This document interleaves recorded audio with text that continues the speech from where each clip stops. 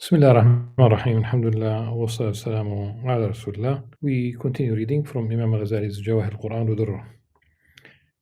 The jewels of the Quran and its pairs. We continue also to read from Surah An-Nisa, woman. During the last session, we have covered up till verse 32. The next selection, which we inshallah will deal with, the Imam Ghazali selected as pairs verses 36 to 41. Between 32 and 36, not many verses, but I think there are certain concepts that might not have been an issue then during the time of Imam Ghazali, but it's a very important issue today. Verse 34. أعوذ بالله السميع العليم من الشيطان الرجيم. بسم الله الرحمن الرحيم. الرجال قوامون على النساء بما فضل الله بعضهم على بعض وبما أنفقوا من أموالهم فالصالحات قانتات حافظات للغيب بما حفظ الله واللاتي تخافون نشوزهن فعظوهن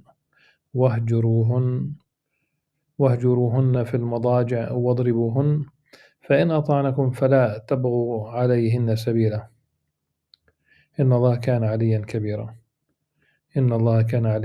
كبيرا. Men are the caretakers, guardians of women, as men have been provisioned by Allah over women and tasked with supporting them financially. And righteous women are devoutly obedient and when alone protective of what Allah has entrusted them with, their husband's honor, their husband's wealth. And if you sense ill conduct from your woman, advise them first. This is the meaning. Advise them. If they do not share their beds, really the meaning here is in fact stay in the same place where you sleep, but don't basically have an intimate relationship with her. If they persist, so you are moving from stage 1 to stage 2, going beyond advice to something a practical step. And the advice is a practical step really, but here we talk about another step. And number 3, if they still persist, then discipline them.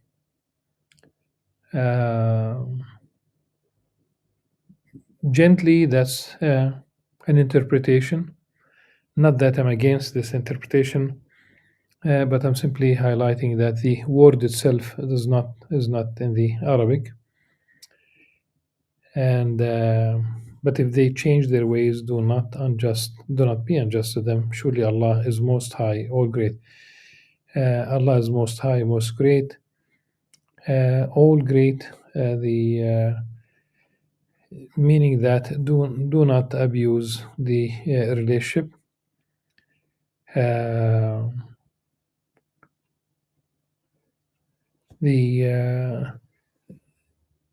It is symbolic.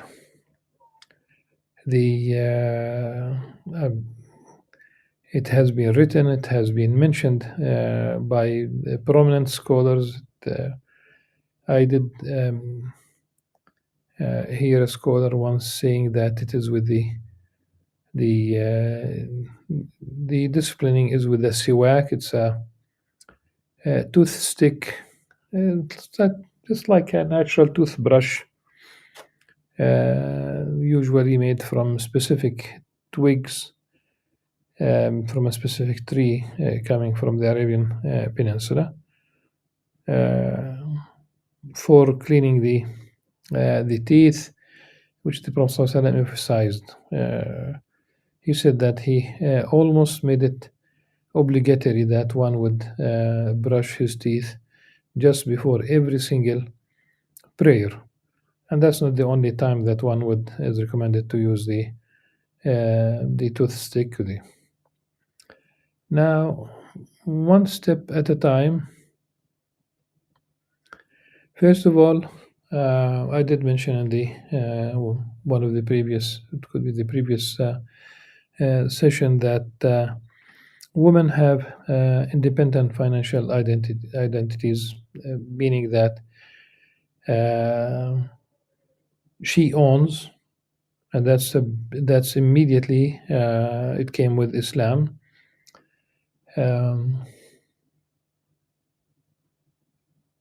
So there are women who are wealthy. Even when she's wealthy, her husband is not entitled for any penny. If she wants to spend, to give him money, to whatever she decides, but ultimately it's his role as a the as the husband. It's his role to provide for her and the whole family, and that's one reason that could nullify the marriage if he does not do so.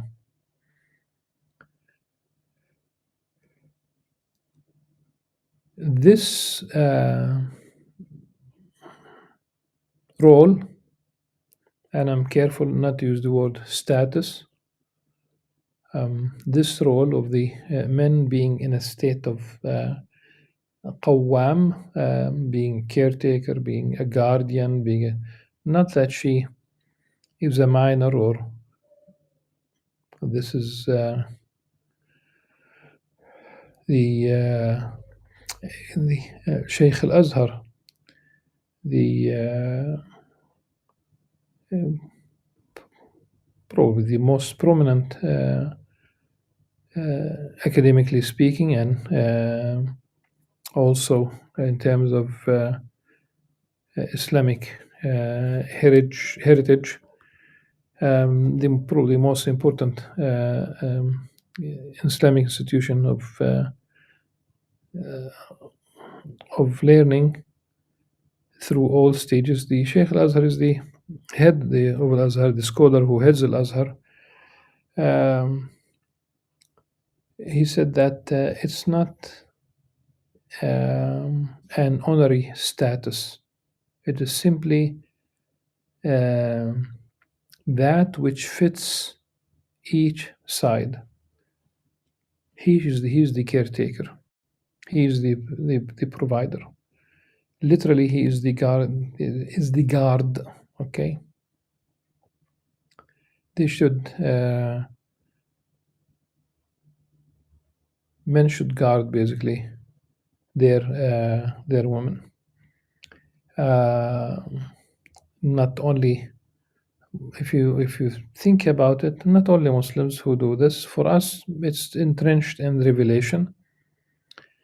This is not against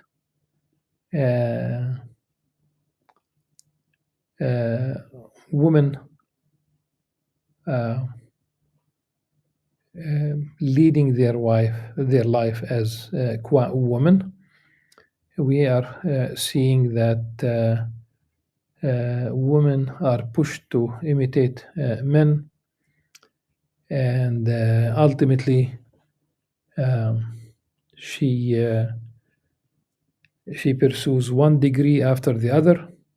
She wants to become a professional, and out of a sudden she is in her late 30s, and her biological clock is ticking, and then she scrambles to get a husband, and at this stage, I don't. It might be difficult. So men should basically take care of their women in all respects.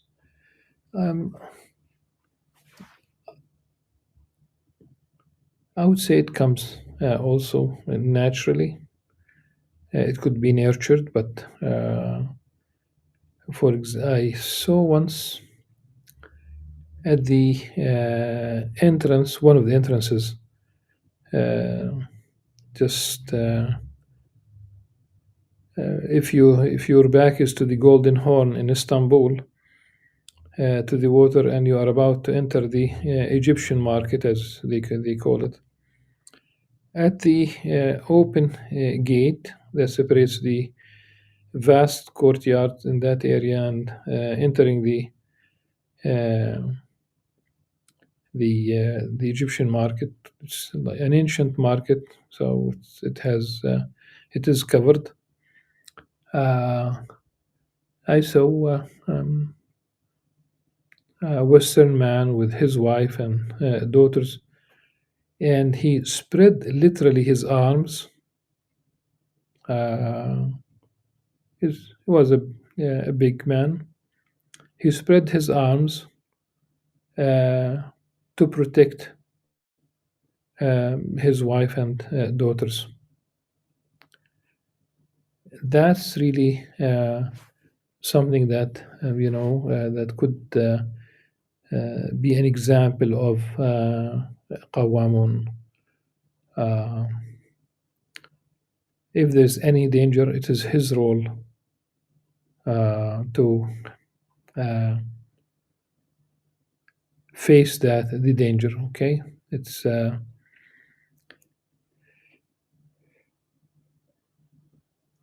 some scholars used certain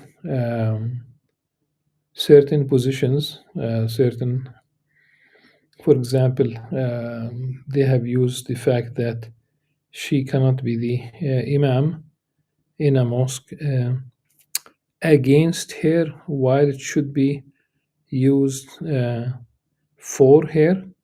Uh, Imagine if she has to be, she has her monthly period, and that's if and as long as she's in that age group, she's going to have that practically every month. I, I'm not going to go into details about the uh, that cycle. Postpartum, okay, when she is heavily pregnant, there are certain jobs that she should not really do while she is in that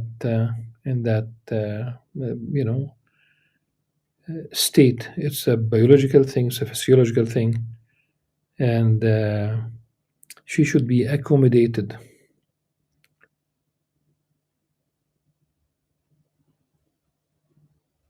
Education, uh, she should have the freedom to pursue education. In fact, when talking about youngsters, then to a certain level, education should be obligatory. Uh, if she wants to serve in a public role, there are certain appropriate roles that she can fulfill. In fact, if like in the Taliban in Afghanistan, if they prevent women from education, then they are going to end up one day with gynecologists being all men. And I'm just giving this as an example, an argument that might serve support the idea that women should be educated. Work is the same thing. We need women, and to, as I said, being a woman gynecologist is only one thing. In education, etc.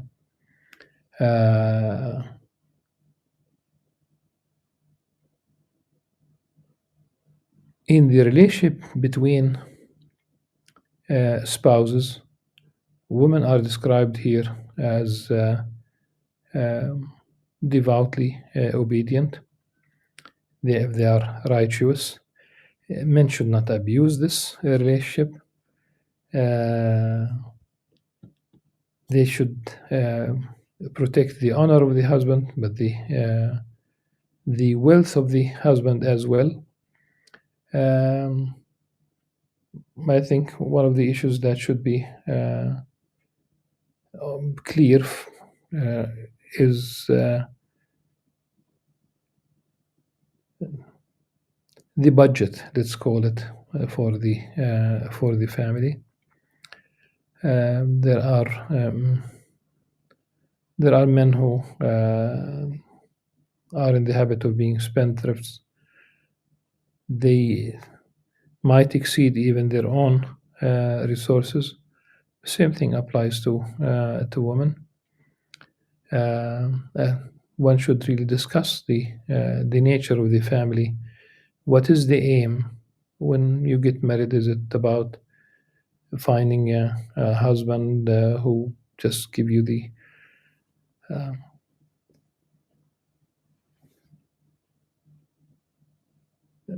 an open check, if you will, just go and spend? It's going to be destructive, and people will find themselves in a difficult situation down the road. They should plan for children, education. Uh, it could be the house. It could be maybe even having down the road a farm, which I would support, regardless of their profession. At any rate, uh, there should be um, a fiscal policy. But at one point, if they do have differences, they should really discuss things. If she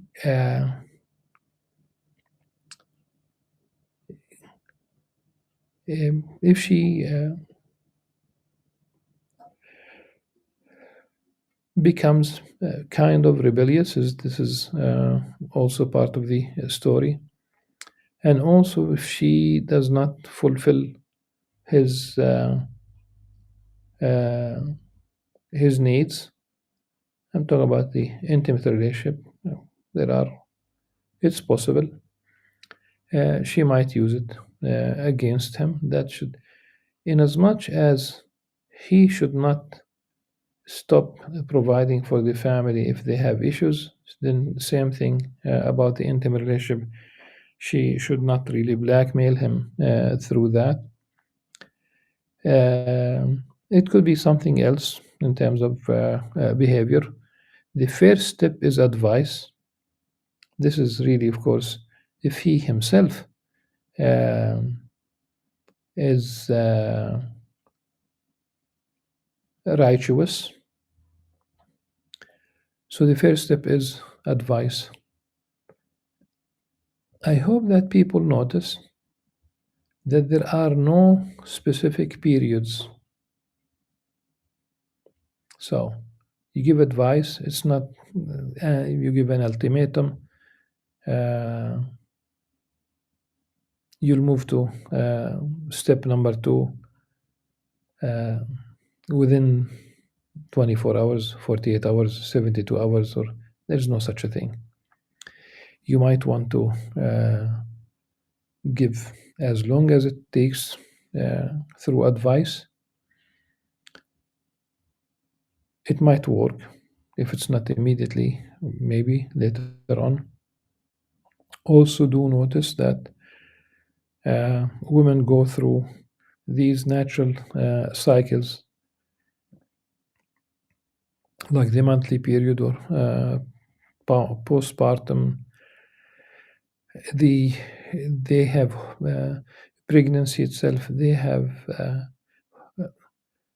hormonal changes that uh, typically would alter their mood. So one should also be. I think this should also be taught to men one way or the other, so that they will give some space to women when they go through any of these natural cycles. Today, we are aware that women could also have postpartum depression. They do need the support of men. Take it easy with them, support them. Remember that the Prophet ﷺ used to perform many tasks that today people might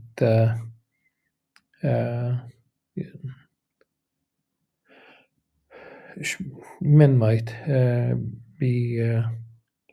might avoid because of cultural, not religious reasons. Maybe they are enjoying they have enjoyed probably their status as the male members of their original family. It could be that his mom gave him certain privileges because he was a boy. And then I remember the Prophet ﷺ, the house chores in Islam are genderless, and this might surprise some people. It's genderless in the sense of the Prophet ﷺ used to do to fix his own shoes, to patch his own clothes, needlework. He used to put things in order at home. كان يصنع شيئا يخزن شيئا. He used to milk the she goat. He used to cut meat for the family. In one hadith, the language is general, and I love it. It says that the Prophet ﷺ used to do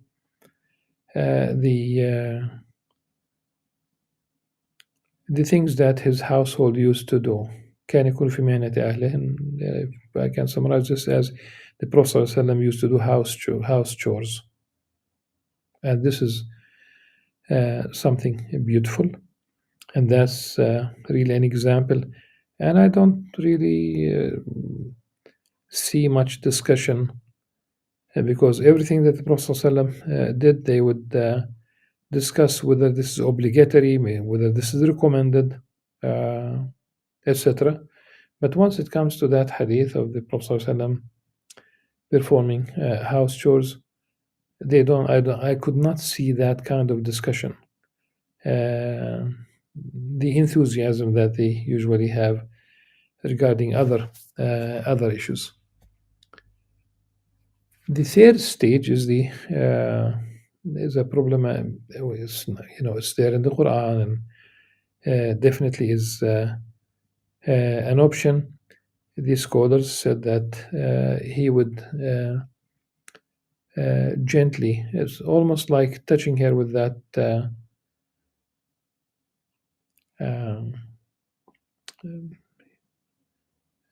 natural twig, if you will, the siwak. Now,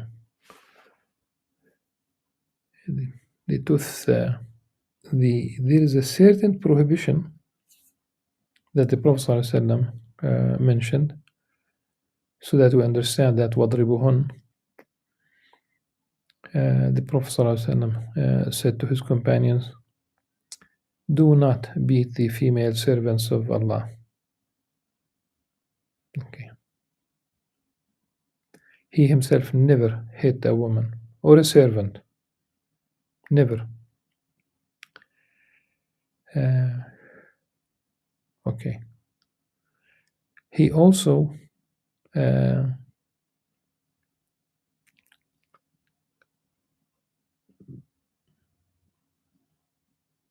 reprimanded men who would beat their wives and then sleep with them. That's an awful thing to do, especially if it becomes a habitual thing, and especially when it's for no reason. The honorable husbands would not beat their wives, he said, the Prophet ﷺ. The honorable husbands would not, do not really beat their wives. I know that some women also did not even like the idea of being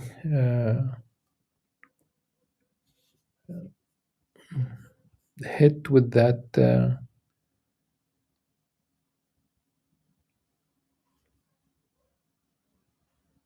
tooth stick. This is not um, should not be a common practice.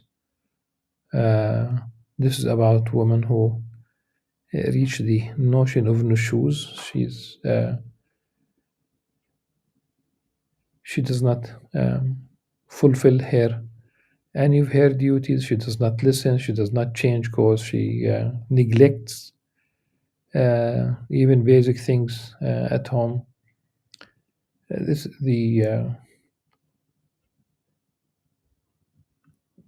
This kind of discussion is, shows that there are different roles for husbands and wives, and if the husband, let's say, uh, works, let's say, in a quarry and breaking stones, and he, operating heavy machinery, uh, it's really not fair to uh, not take care of him when he comes home from that kind of job. Not that those who work in offices or do not deserve, it goes both ways. We should understand that they complement each other. They complement each other. We don't want to have uh, a husband and a wife who acts like a husband. We don't want to have a wife and a husband who acts like a wife. Things have been. One can see that men have been hammered, at least in certain Western societies, and they cannot also open their mouths because of the radical feminist movement that sees men as enemies.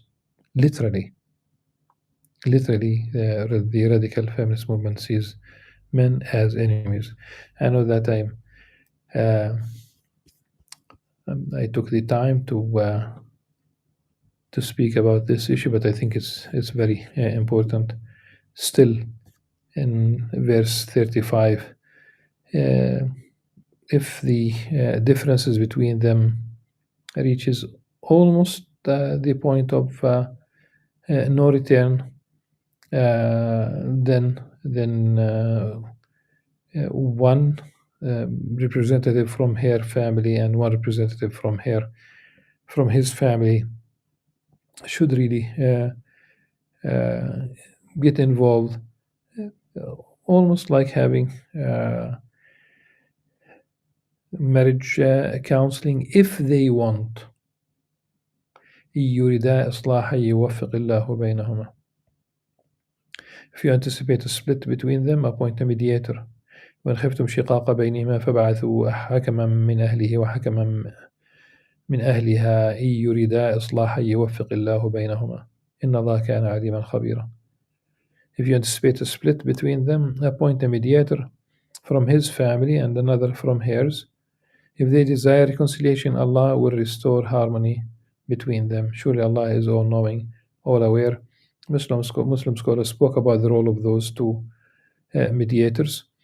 Some of them said that if there is no, if they have not been assigned by both spouses to reach divorce, then their role should be about reinstating or bringing them together, etc. If they have been entrusted with simply reaching and people would know whether the aim is to divorce, that also should be if it reaches the point of no return. For example, for a long period of time, he did not really provide for her. For a long period of time, he has been abusing her for no reason, etc.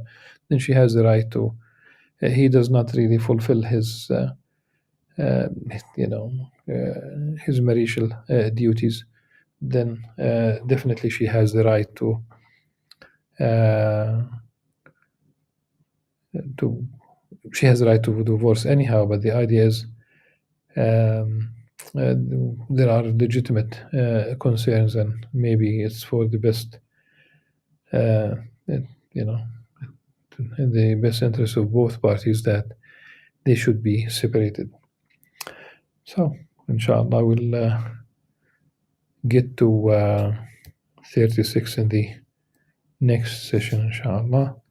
Until then, subhanakallah wa bihamdik, ashhadu an la ilaha illa anta, astaghfiruka wa atubu ilaik. Assalamu alaikum wa rahmatullahi wa barakatuh.